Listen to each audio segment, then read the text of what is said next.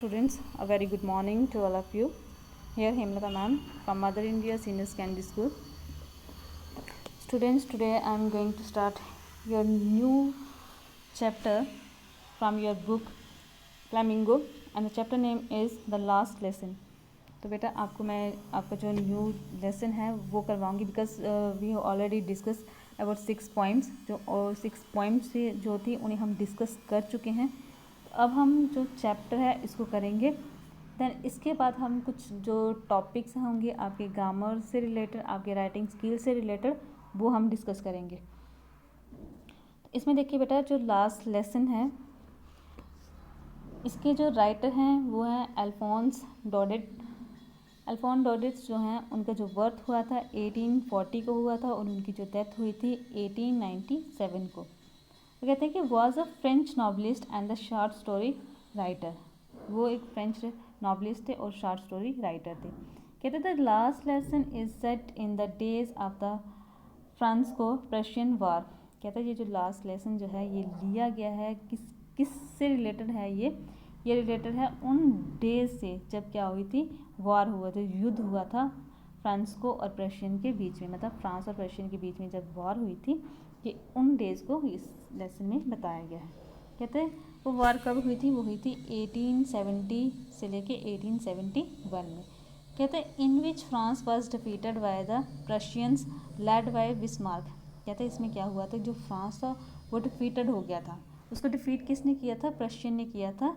Led by जो किसने start की थी, बिस्मार्क ने. कहते हैं Prussia then consisted of what now are the nation of Germany, Poland and part of the Austria. कहते हैं उस समय जो प्रशियन था वो किसका बना हुआ था, प्रशिया जो है किसका बना था, जर्मनी, पोलैंड और पार्ट ऑफ ऑस्ट्रिया का. आगे वो कहता है कि in this story the French district of Alsace and Lorraine have passed into Prussian hands.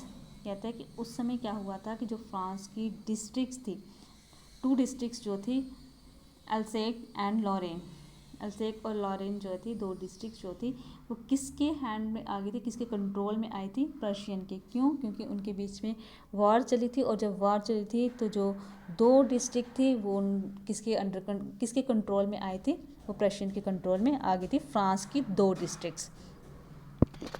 कहते हैं कि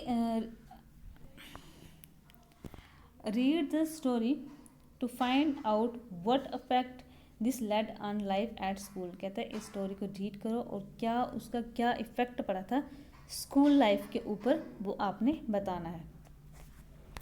तो बेटा इसमें जो हमें बताने की वो कोशिश कर रहे हैं, वो हमें यही बताने की कोशिश कर रहे हैं कि जब ये वॉर हुई थी फ्रांस और प्रशियन के बीच में, तब क्या हुआ था कि काफ़ी ज़्यादा इफ़ेक्ट पड़ा था. एक तो ह्यूमन लाइफ को इफ़ेक्ट पड़ा था और दूसरा कि जो लोगों की स्टडी जो थी, स्कूल्स जो थे, वहाँ पर भी बहुत ज़्यादा अफेक्ट पड़ा था.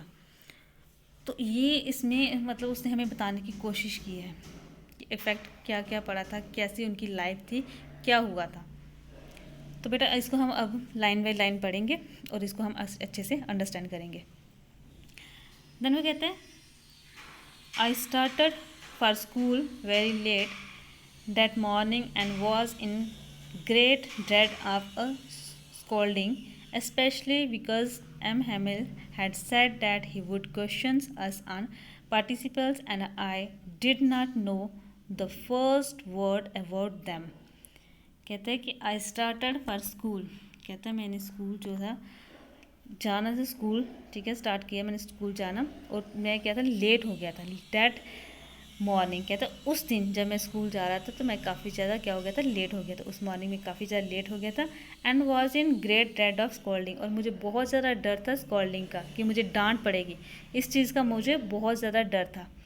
स्पेशली किससे डर था उसको, स्पेशली ये था कि जो एम हैमल उनके टीचर थे. कहता है एम हैमल जो है उन्होंने कहा था कि had said that he would question us on participle, कि वो हमें पार्टिसिपल के ऊपर क्वेश्चंस पुट करेंगे. पार्टिसिपल ग्रामर का जो टॉपिक है, कहते हैं कि जो एम हैमल हमारे जो टीचर थे उन्होंने स्पेशली हमें कहा था कि वो पार्टिसिपल के ऊपर क्वेश्चंस जो हैं वो हमें पुट करेंगे. और वो क्वेश्चंस मुझे नहीं आते थे तो मुझे बहुत ज़्यादा डर था कि मुझे अब क्या होगे, अब मुझे टीचर से डांट पड़ जाएगी, वो मुझे स्कॉल्ड करेंगे. देन वो कहते हैं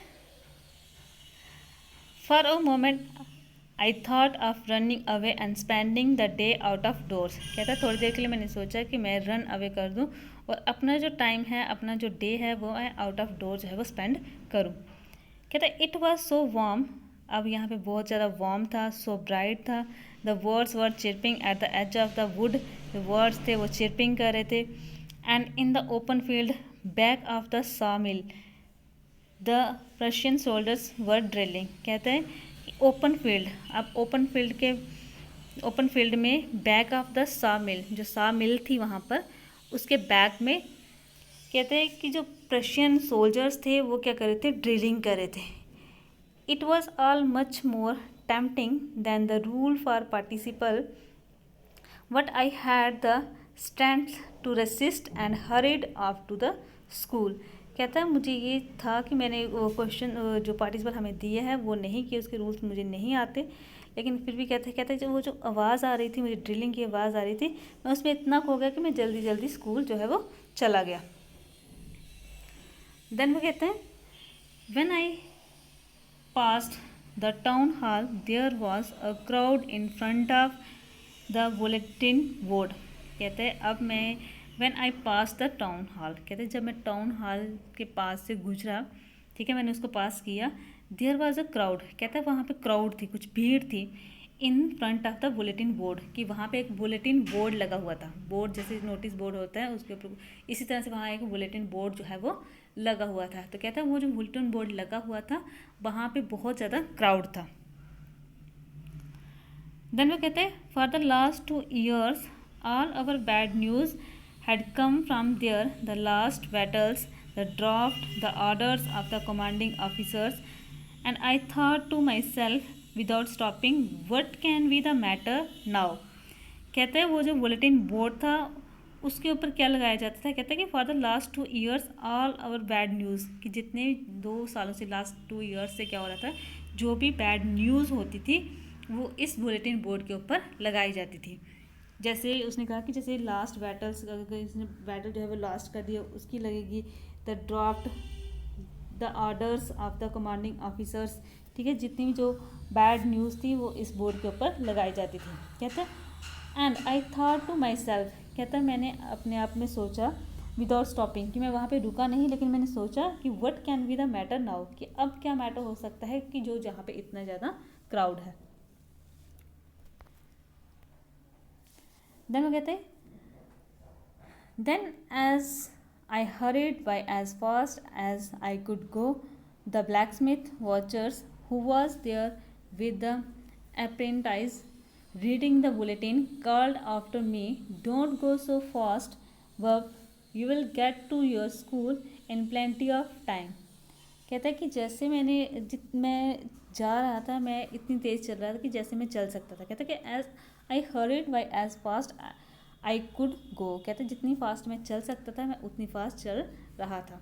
कहते हैं the blacksmith Wachter who was there, कहते हैं कि यहाँ पे एक ब्लैक स्मिथ जो था वो क्या था, जो जहाँ पे खड़ा था, कहते हैं वो पढ़ने में काफ़ी ज़्यादा मतलब स्किल रखता था, वो पढ़ता था, न्यूज़ को पढ़ता था।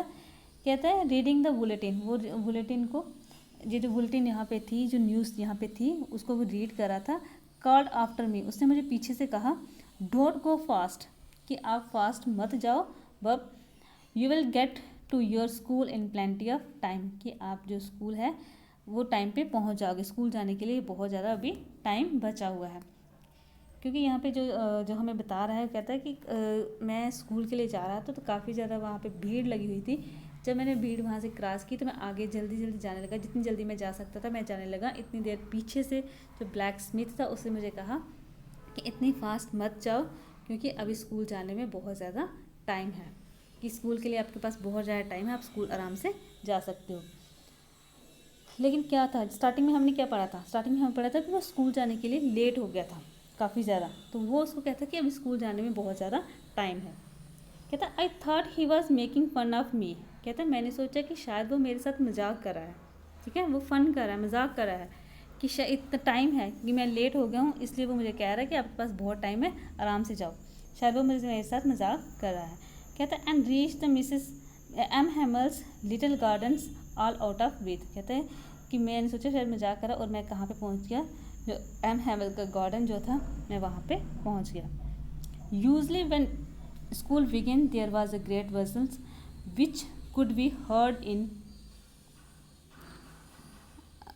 out in the street, the opening and the closing of the desk, lessons repeated in unison, very loud, with our hands over our legs to understand better, ears to understand better, and the teachers great rulers rapping on the table। कहता है usually, ये अक्सर क्या होता था जब हम school जाते थे तो स्कूल में बहुत ज़्यादा शोर होता, जब स्कूल स्टार्ट होता स्कूल में बहुत ज़्यादा वसल्स होती, बहुत ज़्यादा शोर होता था, इतना शोर होता था कि जो शोर है वो स्ट्रीट में भी सुनाई देता था।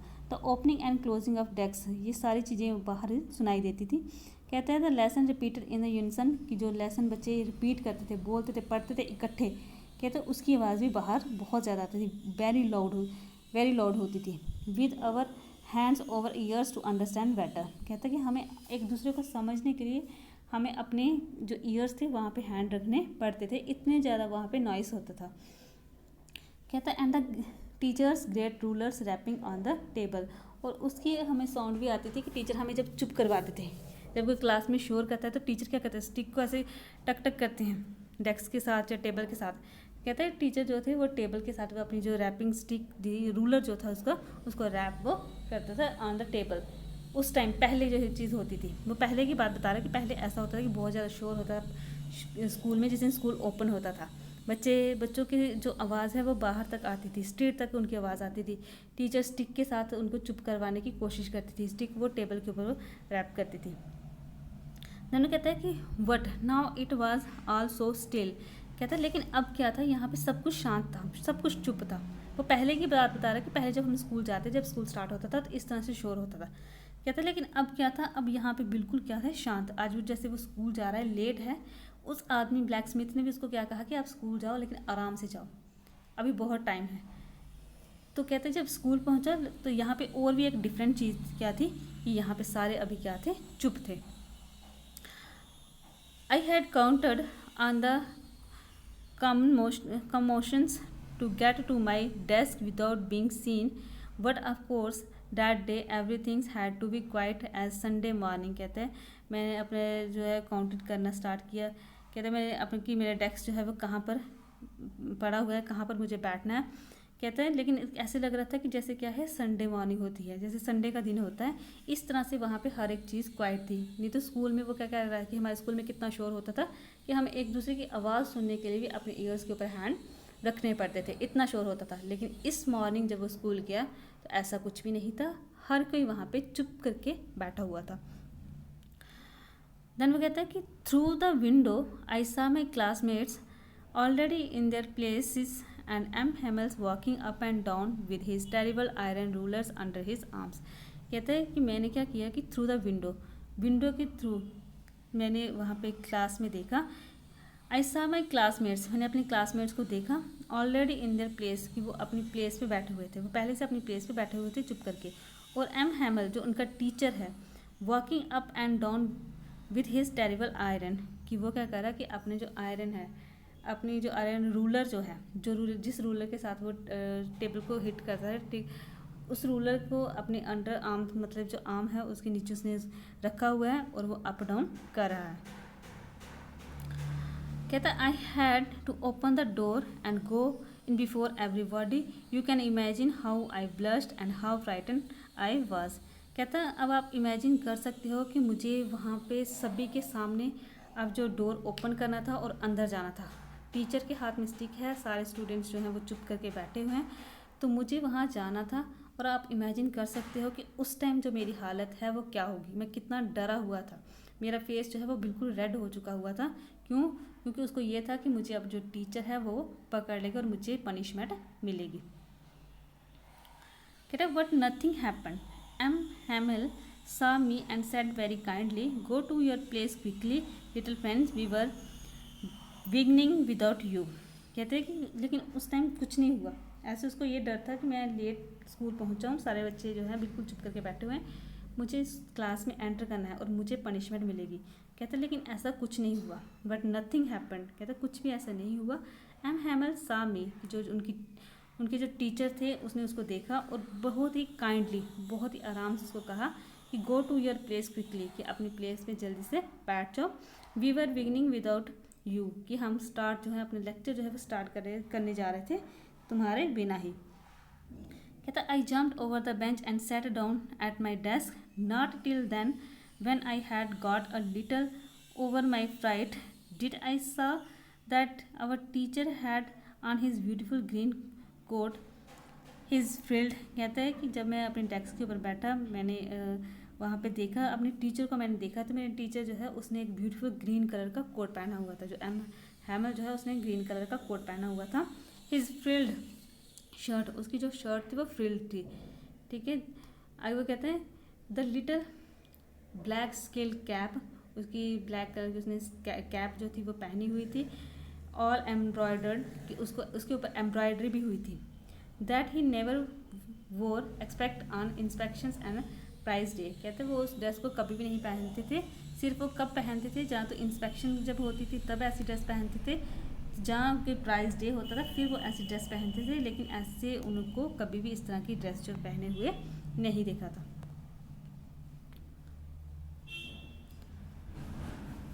देन वो कहते हैं beside the whole school seems to so strange and solemn, what the things that surprised me most was to see on the back benches that were always empty।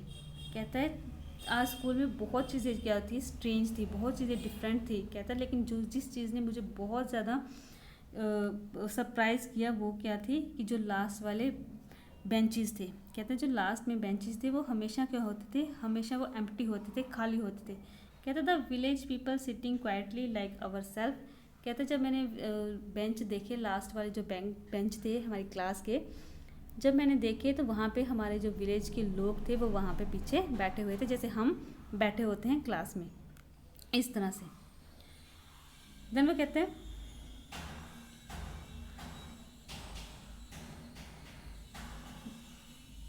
Old, कहते कि like ourselves old Hausers with his 3 cornered hat, the farmer mayor, the farmer postmaster, and the several other besides.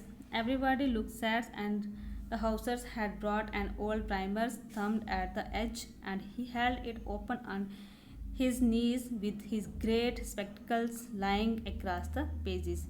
अब वो क्या कह रहा है, कहते हैं कि वहाँ पे कौन कौन बैठा हुआ था। ओल्ड हाउसर जो है वो बैठा हुआ था, उसने 3 कॉर्नर हैट जो थी वो पहनी हुई थी। फार्मर मेयर जो है वो वहाँ पे बैठा हुआ था। फॉर्मर पोस्ट मास्टर यहाँ पे बैठा हुआ था, और भी बहुत सारे विलेजर्स जो थे वहाँ पे बैठे हुए थे। कहते हैं एवरीबॉडी जो है वो क्या थी, सैड लग रहा था। हाउसर जो है, मिस्टर हाउसर जो है उसने क्या किया हुआ था कि ओल्ड प्राइमर, ओल्ड बुक जो थी उसको उसने पकड़ा हुआ था, उसके पेजेस को उसने ऐसे वो आगे पीछे मतलब कर रहा, पेजेस को पकड़ा हुआ था, और जो बुक है वो उसने अपने नीज़ के ऊपर रखी हुई थी। तो स्टूडेंट्स बेटा आज हम यहाँ तक ही इसको डिस्कस करेंगे, तो कल के लेक्चर में हम इसको कंटिन्यू करेंगे। So students thank you for listening and watching and have a nice day.